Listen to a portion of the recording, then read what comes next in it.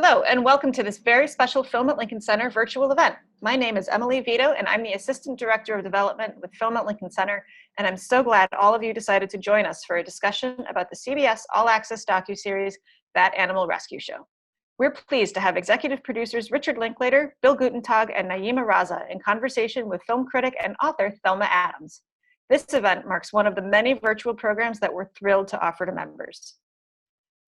Before we get the conversation underway, I'd like to highlight some exciting films in our virtual cinema. Don't miss the release of the critically acclaimed NYFF 57 selection, Martin Eden, together with a retrospective of earlier films by director Pietro Marcello. Also coming up is a retrospective of documentary filmmakers Rob Epstein and Jeffrey Friedman from October 23rd through November 5th. To watch, visit virtual.filmlink.org.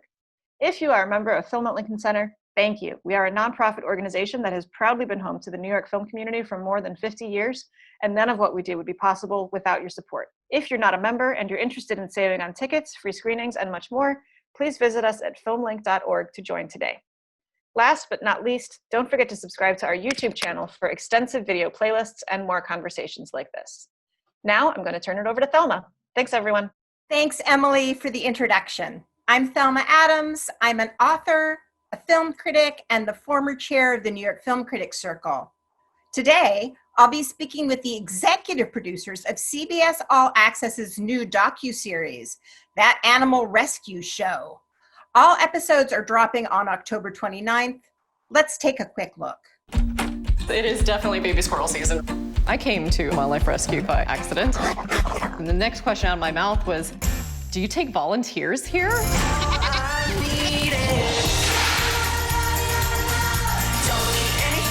This is my first pig pageant. They're the smartest animals, and they have such personalities. No dogs allowed, cats only.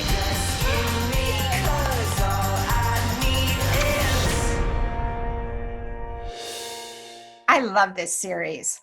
I'd like to welcome executive producers and directors on the series, Richard Linklater and Bill Gutentag, as well as executive producer Naima Raza. So, do you want to tell me a little bit about this 10-episode series? Well, it's just a 10-part docuseries about Central Texas animal rescue. People and their their relation with the animals, and it's a portrait of all these really passionate people who've dedicated their lives. So it was a kind of a crazy little thing we all ended up doing here, but we're really, really happy with it. Yeah, I think just to add a little bit, I think that we're all attracted to the idea of people rescuing animals and animals rescuing people. And that became a bit of a North Star throughout the whole series. We filmed this right up to COVID, really, to lockdown. And how lucky were we that we had kind of 3 months in the field with this diversity and abundance of animals and such great, inspiring human stories to have to remember kind of in the early days of quarantine in particular. So. That's amazing. So what you're talking about is mutual rescue, that the idea of rescuing animals, that this is mutual rescue. Well, rescue. Or is that overstating it? It might be a little. I mean, I think the people who do this are very passionate. They care deeply about the animals. I think they're giving so much of themselves. Often what you see is they've really turned they're my kind of characters. They've turned their back on a different kind of life or maybe a higher paying job and they're doing something that just, articulates their own passion in this world. So I always love characters like that in my narratives, but this was in real life. I just love people who are going their own way and trying to do some good in the world in their own way. But a lot of it, the closer you get to them, and I think the show reveals this, once you get to know them, you find out what is their connection and what are they healing and what is the deeper connection here. And so, yeah, once you get to it's not just some generalized rescue, that everybody has something that they're working through, and even in the case of the dogs, that they have been rescued, that they are trying to overcome trauma, and like the first step is trying to figure out what the trauma is. Yeah, well, aren't we all kind of working through something? But just, that is very true, Rick. It's animals, I mean, I just know for a fact they're doing right by these animals, so. And Naima, this is really not if looking at your resume, what is forefront of you're involved in international relations and also making short documentaries? Yeah, and but how I got into this was Bill was actually a professor of mine at Stanford a few years back, and more than a few, or I guess 5 years back now, and I was his teaching assistant. And actually, politics and film aren't truly that different. I came from a background in international politics, and so I've loved it. I mean, it's nice because prior to this, I was in the opinion team at the Times, and now I've returned to the opinion team at the Times. It was nice for me to take some time to tell stories of animals and people, and it's really quite different to what we cover on a day-to-day basis in news or elsewhere. And Bill, what brought you into this? Well, I think that, I have always been a great fan of Rick's, and I met Rick about a year ago and sort of fell in love with the scene and telling, these are like really moving stories. And I thought, Naeem McCann-Bourne, I thought we had a really good collaboration, and we wanted to tell these, kind of warm stories, which are really grounded in the reality of the place. And there's a sincerity and authenticity that I love. I mean, I was just watching the trailer and realized even in the trailer shot when the woman is feeding the pig and then feeding herself. Right, I mean, with the chopsticks. I think they were chopsticks. I was a wooden spoon. That came Wooden out. spoon. He just showed up one day and they were, we're setting up the cameras, ready to film, and she was doing that. It's not, something where a director says, "Can you go out there and share a spoon with a pig?" So I think as we start getting into this, I think that the stories were really touching and wonderful and inspiring in a way. I mean, some of the characters are quirky, but always really sincere and true believers in what they're doing. And I think that that's sort of infectious. We'll talk about this more, but I thought that if you could give examples, you did Pause in Prison was one of the ones that, Bill, you directed. And I know that got into Telluride this year as a short. I just found it was so revealing in a short amount of time of who these women prisoners were, of what got them there, of the bare bonesness of their lives. Can you talk a little bit about what brought you to that specific one? Again, I thought this was a really, I think touching story. A lot of the women that are in prison are in there for really long sentences for what seem to be very minor violations. The main person we have in there, he spent 4 years in prison for a tiny amount of heroin. So there's sort of a social aspect to this. So what are these people being locked up over this sort of thing?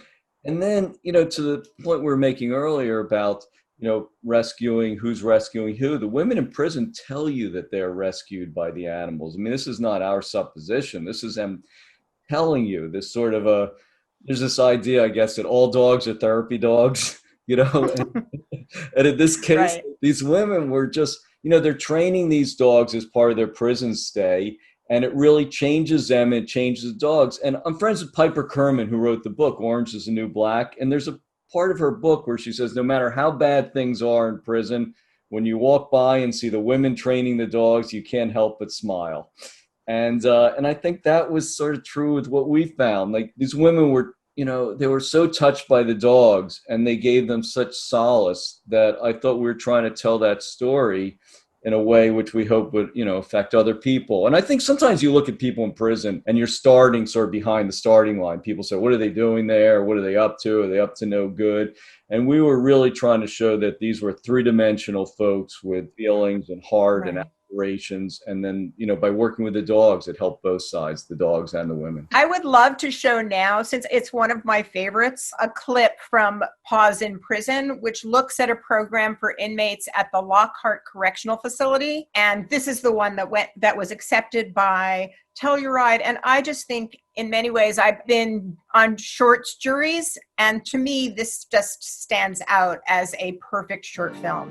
I'm here on aggravated theft, possession of methamphetamines, and unauthorized use of a motor vehicle. So I have no idea how long Charlie was living on the streets, but he's definitely, you can see every one of his ribs. So Charlie walks in the door and he just has these sad little eyes. He was the visual representation of how I felt on the inside, and I didn't want to look at it.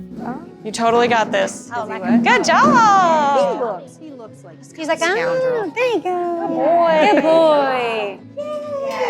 Yay. Good puppet.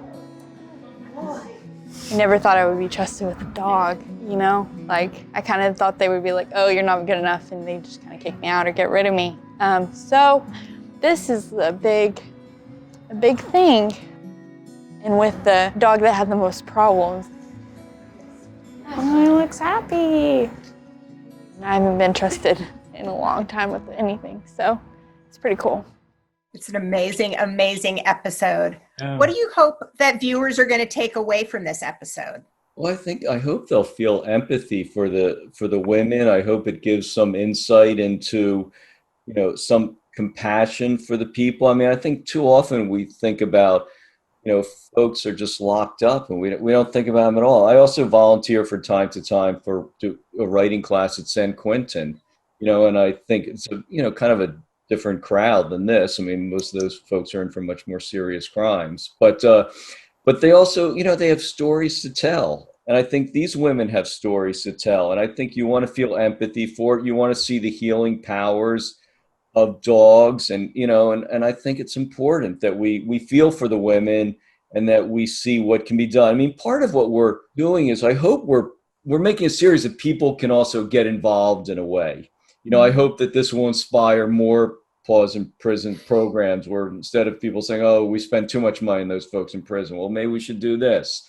Maybe folks can go out and rescue pigs. I mean, part of what we're doing on the series is, there's a web component, but the web component is not, there to help you buy something or, some sort of commercial aspect. But we have the web components. We hope, hey, if you want to adopt a pig, here's a way to do it. If you want to rescue a dog, like the shelter I mentioned, which is our Austin Pets Alive animal shelter, hey, they're a no-kill shelter. You want a dog during COVID, go out there and get a dog. And I think that we're just trying to present positive examples. I mean, look, the women in this program, they're flawed folks. I mean, they're the first ones to tell you that they're flawed folks.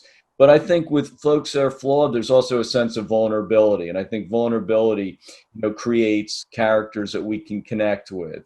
And the fact that they were, so willing to tell you their stories. I mean, we're grateful. And I hope that, in return, we can deliver something that will be of some value. What I find interesting is that it gives you a way to really pull the women out by showing the dogs and the people interacting and then the women saying what got them into prison.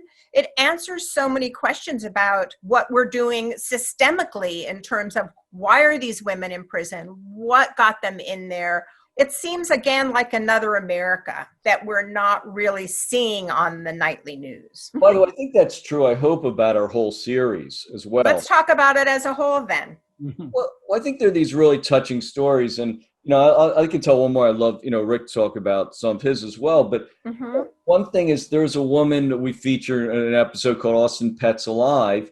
And she's a veterinarian. And she was part of the system where typically dogs and cats would go into a shelter and they would be euthanized. And she's saying, why should that be? And started a no-kill shelter in Austin, which is one of the largest in the country. Austin is now a no-kill city, and they're sort of spreading their message throughout the country. Like, how could you not admire someone like that who just decided, I'm not going to accept the status quo. I'd like to save, and I think it's tens of thousands of dogs and cats that they saved. And maybe Rick, if maybe you could talk about Dan too, because he's doing this for pigs as well. Well, let me first say I'm not surprised at all that Paws in Prison got into like the Telluride Film Festival, because that's how we always talked about this show, and I was just thrilled to be working with someone like Bill, who he's a filmmaker. He's such a great filmmaker, and we wanted these to be like Oscar winning. Exactly. We wanted these to be half-hour movies, documentaries, like a film you would see at a festival, not like a reality TV. This kind of would lend itself to reality TV. We didn't want a bunch of jacked up, behind-the-scenes, personal life stuff. We thought what we had in front of us, between the animals and the people and the situations they're in, we just thought, that's it. That's beautiful. That's all we need. Let's be honest and honor their world, and that will communicate what we're trying to communicate here. And it did, you know. That raises the question, how does that fit in with the filmmaking you've done before? And I'll just say Boyhood, you have we know that you've done many things, but one of your goals is often naturalism. I don't know where it fits into answer. It was just something I was passionate about. You know, I thought it'd be maybe something to share with people. It comes from a similar impulse perhaps, but it's not, it's so different, you know, working on something like this. It's just night and day different. And for me, it was just a personal challenge. I was at a phase, I said, well, you know, maybe, you know, I had this idea. I had met the people at Central Texas Pig Rescue. Can we pause for a second? Let me ask you, how did you meet them? Well, my family, we have a pig that I got. He's actually has a little cameo in Boyhood. He's in a picture briefly as a young pig. But we got him on kind of a whim. We have a lot of animals, kind of a farm situation. And then we heard there was this kind of problem in the community that there were all these pigs being abandoned, bought as pets, and then abandoned because they grew too large. The breeders were lying and saying they were going to stay small. And so I thought, God, we have some extra acreage out here. Maybe we could we could take in maybe 20 pigs. And I just hated the idea of these pigs being abandoned. And though before you start your own nonprofit, though, it's very important to look around, see if someone else is already doing that. Right. And that's exactly what happened. Like, there's this place called Central Texas Pig Rescue. Let's go talk to them. Right. And sure enough, what I met there was incredible. These guys, you know, Dan, this guy who's dedicated his life to pigs. All the pigs had names. It was just so fun and kind of joyous being around him. And they're so serious about it. They were off on rescues. They were saving pigs' lives. They were doing surgeries, hyperbolic chambers, putting in air. You know, it was kind of funny too, in a certain way. So I thought, this is kind of a weird show. And I just talked to my friend Julie at Stage 29. I said, do you guys do reality? I just was talking to her. I'd say, well, maybe this would be a good thing to put in the world. Cut to a year plus later, I'm finally meeting Bill and, okay, let's do this. So that's how that all came around. But then it was like, well, at first we were talking about maybe the whole episode is Central Texas Pig Rescue. It would just be the life in that particular rescue. But we realized early on there was just too much else going on, and we wanted to see different animals. So they end up getting 2 episodes. And they're very charismatic. Pigs. Oh, I was going to say the humans in that sequence, but also I always think pigs are charismatic. Well, Tracy and Dan, I find them, they are in fact very charismatic. They're very passionate. And I just think passion translates in this world. So many people are floating through the world without strong feelings or passions about anything really. And so when you encounter someone who really cares and you know it's for a good cause and they're trying to make the world a better place, you come on board, you know, so their passion sort of carries the day. And it was just funny because people can make jokes about pigs like they're filthy, horrible animals, but I'm a pig owner, and you find out rather quickly, you know, pigs don't sweat. They don't emit odor. They're very neat. Everyone knows pigs are very smart. You know, they're just a much maligned and misunderstood animal. So I first met Dan. He came over to our house where our pig was living. We were having some behavioral problems, and he really explained to us. He's a pig whisperer too. Yeah. You know, he really does understand them as much as anyone, you know, like, oh, that's why hierarchies. And I thought that was fascinating. And I thought the hierarchies, the part about how they're, basically it comes out of this couple who has a pig that they let sit on the couch with them. Mari but and the Danny pig wants to be the alpha animal. And and that was so fascinating. One of the pigs does. The other is completely fine with its oblivious. Yeah. You know, lower on the scale. But pigs, they work this out for themselves. And we found that. We ended up taking in 3 more pigs from the Central Texas Pig Rescue. So we have 4 now. But what's always interesting with humans, it's where you are on the hierarchy. And one of my favorite moments is when Dan explains to him, the pig sees themselves as the queen, and you're down here somewhere. And that's that old Winston Churchill quote. He preferred pigs to dogs and cats. You know, cats were above you. Dogs were kind of sucking up to you. He says pigs treated you as an equal. And that's how they are. Or in this case, or one rung below. Yeah. It's Are often- superior. A lot of people are going to go, oh, pig pageant, which is super fun. And if I live in a rural area, there are often these kind of events, and they're fun because they bring together a bunch of people from different communities who just love animals. Mhm. What was interesting with this was that there was a very pointed idea that there was also body inclusivity, that we shouldn't judge a pig for being fat or being this or being that. We're not trying to find the most beautiful pig, but somehow the platonic ideal of a pig, or Well, just the piggish How pig. about an accurate representation of what a normal healthy pig looks like? Right. That's what body positivity, like, that's okay. Tracy in the episode states very clearly that pigs are celebrated on both ends, cute little small pigs and then big pigs for slaughter, but like what a normal pig looks like. So that's really Right. what it's celebrating. In the pageant, there are so many different pig parenting techniques. Just in that one bath scene, I'm like, I there's love so many the different bath ways scene. to shower your pig. I love when the grandma gets into the bath behind, we've seen so many sexy movie scenes about people in the bath, and this is her like kneeling with the pig and scrubbing. It's great. Yeah. Yeah. Naima, what was this like for you? Did you have any rural experience? You're a New Yorker. You went to Stanford. What was the bridge to getting into this? So I grew up mostly in Africa and Asia, and mostly in cities, and a very different relationship with animals. I mean, domesticated animals are not something I grew up with, or it wasn't the custom. Like my parents, we just traveled too much or didn't have those experiences, but would spend a lot of time out seeing animals in nature. But I thought it was amazing. I mean, I can't have in my New York apartment and traveling, filming and shooting and reporting. I don't have animals with me. And one of the things that Rick said early on in the project was, people want to be closer to animals, and this show kind of puts you there. And I think that's really true. And it was true for me too. I loved meeting Moose, which is David Squirrel, who you meet jumping Yeah. around his desk, eating his Post-its. Which is kind of amazing considering we have squirrels all over, and I'm just like, okay. Exactly. But I came back and I was in Washington Square Park one day and I saw a squirrel on the bench next to me, and I just had a completely different appreciation for that squirrel's life. I love the human characters of our show, but I also love the animal characters and learned a lot from them. Did you have a favorite? Was there one well, part? yes, I did have a favorite. As Beto is my favorite. I love Beto, yeah. I was rooting for Beto, but we had to be objective in our journalism. I kind of like Carlton, to be honest.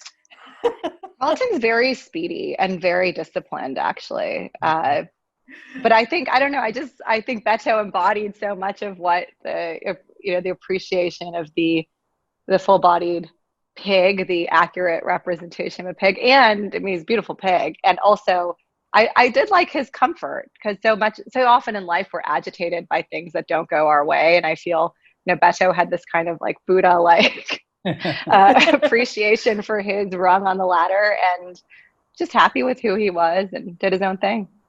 Cool. I like that. I'm going to throw a question to Bill. Given that you're such an acclaimed documentarian and you've explored subjects like civil rights, 9/11, the drug industry, how did those experiences influence how you filmed this, or is filming?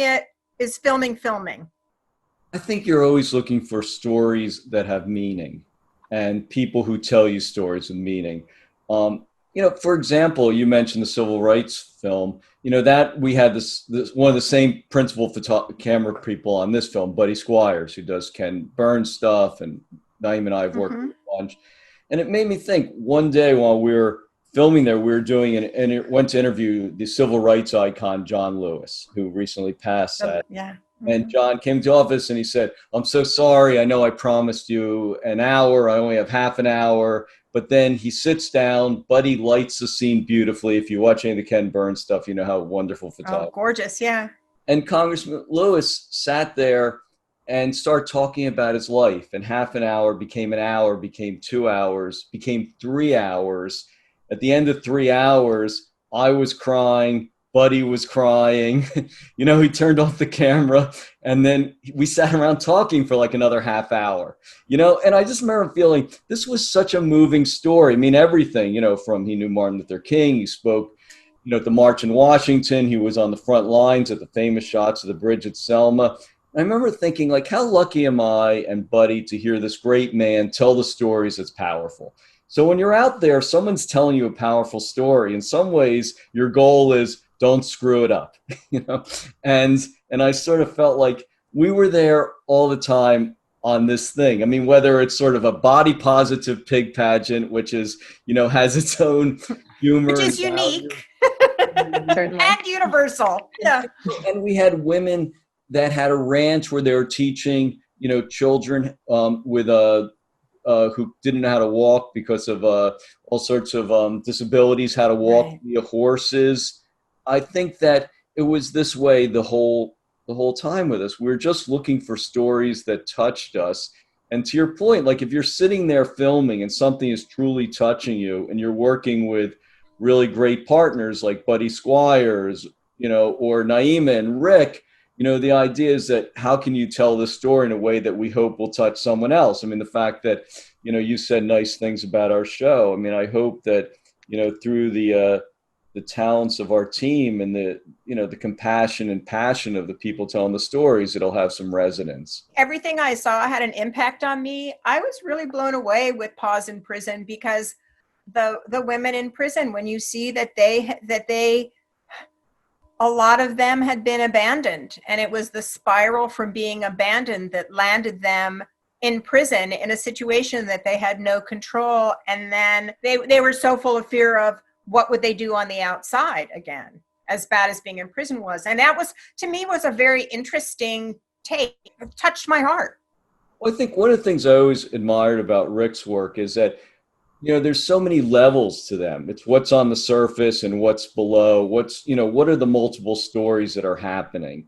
And I think, look, we have a series, I hope, of 10 compelling episodes, but I'd like to think that, there's surface levels and there's stuff going on below. And we always were looking for that while we're filming, for I guess you could say about any film, it's all character on some level. And I think that's kind of it for us. I mean, why do you love Boyhood, which you mentioned earlier? I mean, just amazing characters. There are so many different rescue organizations that are showcased in this series. How did you decide which organizations to focus on? And were there ones that you wanted to do, but for some reason couldn't?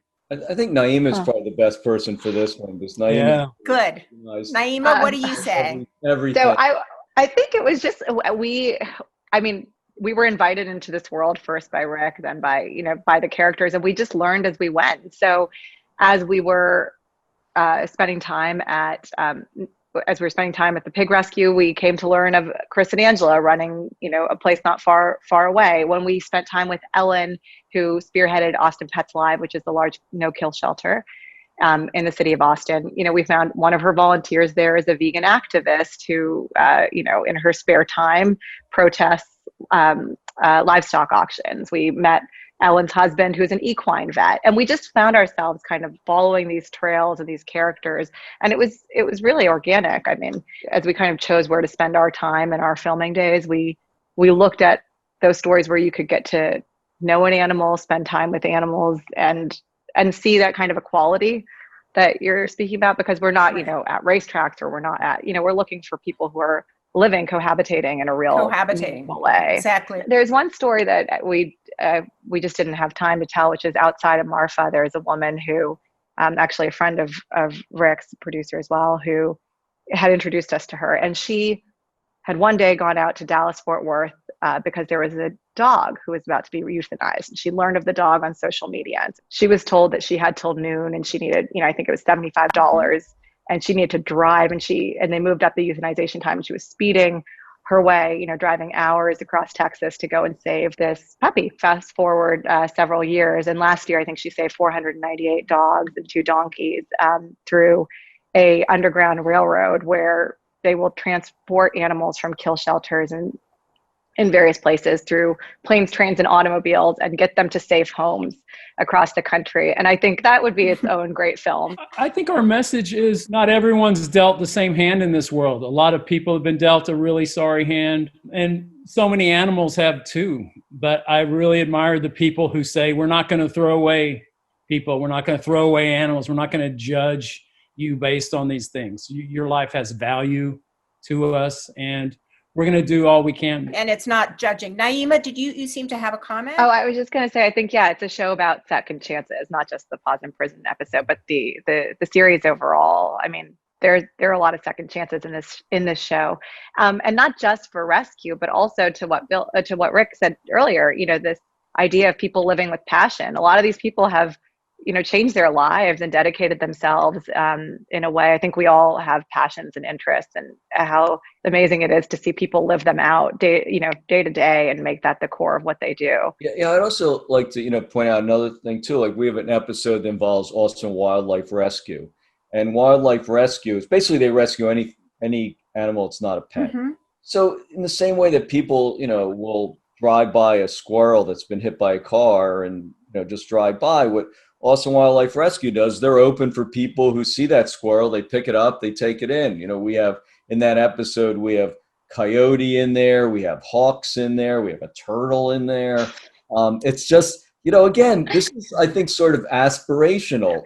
For too long, I think we drive by the injured animal. Well, there's a volunteer veterinarian in there who, spent decades doing dogs and cats, and now she goes in there and rescues all manner of wild creatures, and they release them back into the woods afterwards. Yeah, she found a whole other career in her 60s, and is learning every day on the job, going from taking care of cats and dogs to coyotes and eagles and all kinds of animals, and she's learning every day, and it's kind of just magical to see that for her and for the animals. That's an inspirational message that comes through again and again, and it's also about educating people and understanding a variety of animals. So when we go into detail with the pigs, it's about really understanding them as beings, which is kind of an existential thing. Don't want to overstretch that, but within the pigs, you see the personalities, the temperaments, the way they interact with each other, the way they interact with the families, the way they do or don't walk down that pageant. Yeah, a pig's going to do what a pig's going to do, but I think this show really demonstrates kind of the quickly evolving, just in my lifetime, I've seen, and I grew up in rural Texas, by the way, so it's a little skewed in that direction, but people only saw animals in relation to what they can do for them. As soon as the dog has a bad leg, you just take it out and shoot it in the head. It's like, this was people's relationship with animals.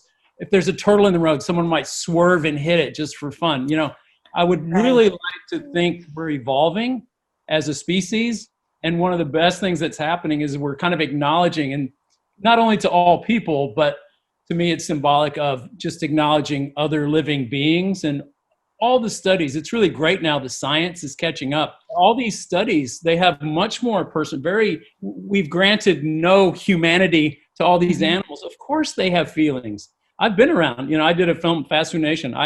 I filmed animals being slaughtered. I've been around that my whole life, and it's really haunting me that people don't connect the torture and our systematic cruelty that we impose on so much of the world, not just animals, but people. Right. Too. So Right. I see those as interconnected. So anything that wakes people up from our slumber of acknowledging other living beings, I think is a good thing in this world. Naima, we're heading towards the end. I just want to know, what do you think? This is such an odd point in time to release this into the wild, to release this on CBS All Access, and yet it seems like it's the perfect time. Can you talk about that? Yeah, I mean, I don't know how much I know about that, but I should address your first question again anyway. Okay. I mean, I think that this was I was just really grateful to be part of this opportunity. Until I grew up on Rick's films, I've watched so many and admire so much of Bill's work as a documentarian. So for me, it was just a fabulous learning experience to have my first time executive producing and show running a series to be working with these gentlemen. I went into it, from a career perspective. I went into this project. I love the content, but I also really wanted to work with Bill, with Rick, and to meet these people. The content of the series is what kind of kept me, in Texas. I loved the people we met and the stories we heard, and just sincerely, they really were uplifting and different to my day-to-day life in New York. And one of the great things about filming, obviously Rick has made a lot of films in Austin. I don't think Bill or myself had. And we worked with outside of a handful of DPs that came in and out, it was an entirely local crew. Our producers, like Amy Martinez, one of our producers, had actually rescued animals and taken them into the drive-through center at Austin Wildlife Rescue. So we found so many characters through our producers and our producing team as well. And we ended up using entirely local music, Austin bands or Austin covers of bands. And so it was fun. I had never spent time in Austin before, and it was a great place to spend some time and to be part of that film community, which I think Rick has been a big part of building. One thing I mentioned to Rick early on is when you make films all over, a lot of times you show up at the airport and you look at the destination, you kind of go, "Ay." And having done a couple of trips to Austin, I felt like every time I got to the airport and said Austin, I was really thrilled to be going there. It's really a rich community of super talented folks. And I think that to those of us who live on the coast, myself included, sometimes we start thinking that that's really, all there is. And in fact, it isn't. And we love being part of the community, even if we were just visitors. So it was great. Yeah. We should also say CBS All Access is dropping all the episodes on October 29th. So just a few days before what is a momentous election. And I think it's, it's night and day in terms of content. This is a show, we spend so much time thinking about our differences, and this is a show about our similarities. Our similarities is universality of being human, universality of being a being, and not giving up on that. And I think that's just a really great part of the show and why we wanted to shine a light on it. It's a reminder.